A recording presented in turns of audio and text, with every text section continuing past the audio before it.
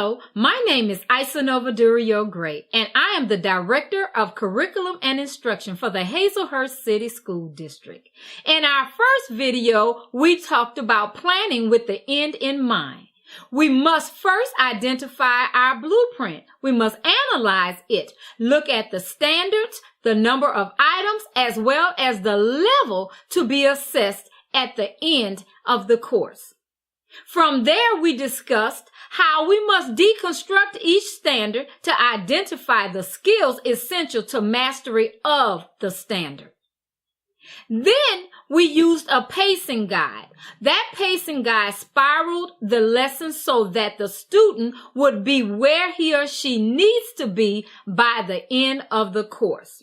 From there, we studied the sample items. In the sample items, we looked at formatting.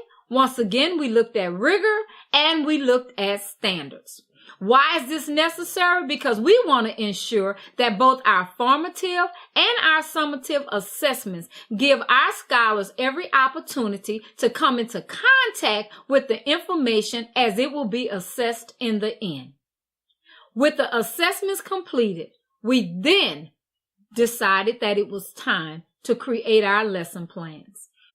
It is essential that in the lesson plan, we identify the learning targets for our students so that we can ensure that they're on time, on task, and on target. Now it's time for us to go into utilizing the plan which we have already created. Before you can implement your plan, we must now include our scholars. In order to identify their level of understanding from the previous year, it's very important that you go back and you look at their state assessments. Their state assessment tells you how they did on every previous standard assessed. That is only the first step because it's only a snapshot. Before you begin teaching, you must also do a pre-assessment. That pre-assessment provides vital information as to what they have retained from the previous year. With that data, you are now able to create small groups, which will identify and address specifically the need of that select group. When you create your small groups, there are two ideas to be considered. Should you put all students of the same level together, or should you have a heterogeneous group, which means that you take different level students and put them together? There are pros and cons of each, but only you know your scholars, and so that's a decision that you must make.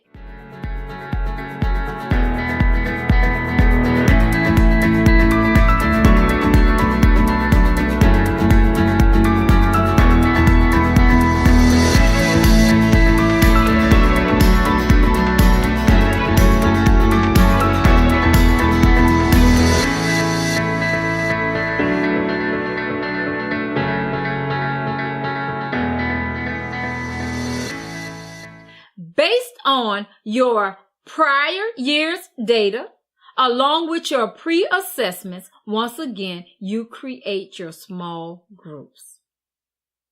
After creating your small groups, you must then decide the pace.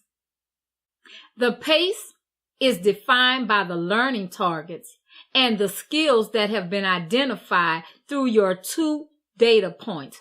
Once again, that is your state test from the previous year as well as your pre-assessments. If you are still unsure of how your scholars will work or how your scholars will perform or respond to instruction, then perhaps you would do a learning inventory. I strongly suggest this because a learning inventory gives you a clear snapshot of your students' needs.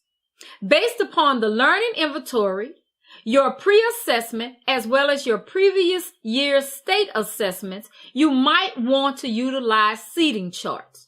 Those seating charts will allow you to be able to get to the students who are most in need by having them closest to you, the ones that's least in need, having them further away from you, and those students who are in the center of need being in the center of your classroom.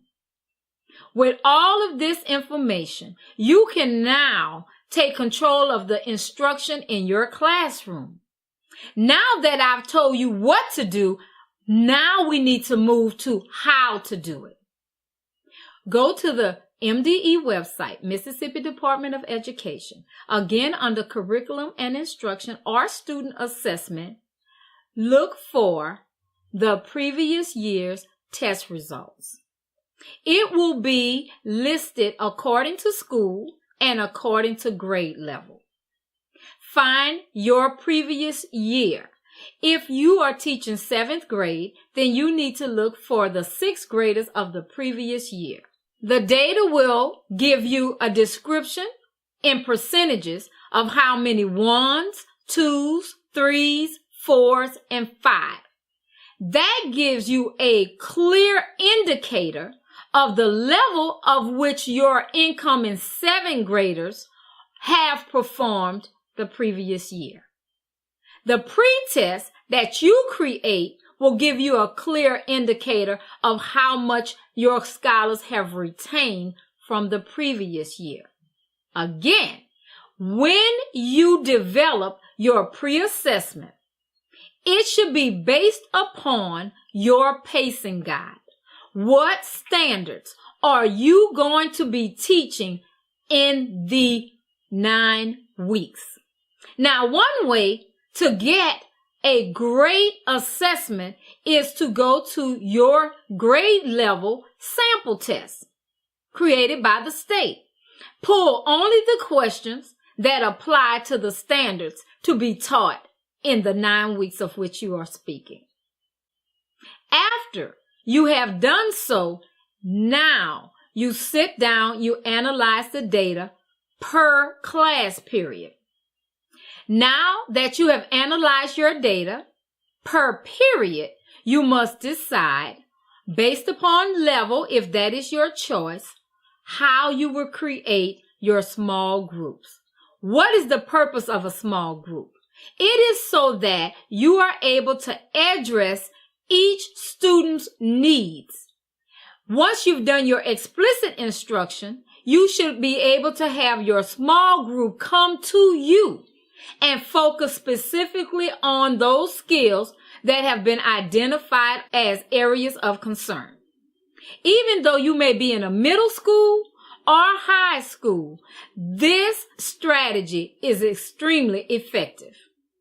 Now that you understand your students' learning needs, it is time to teach your class. Remember that the data is only one portion of the information that will be developing.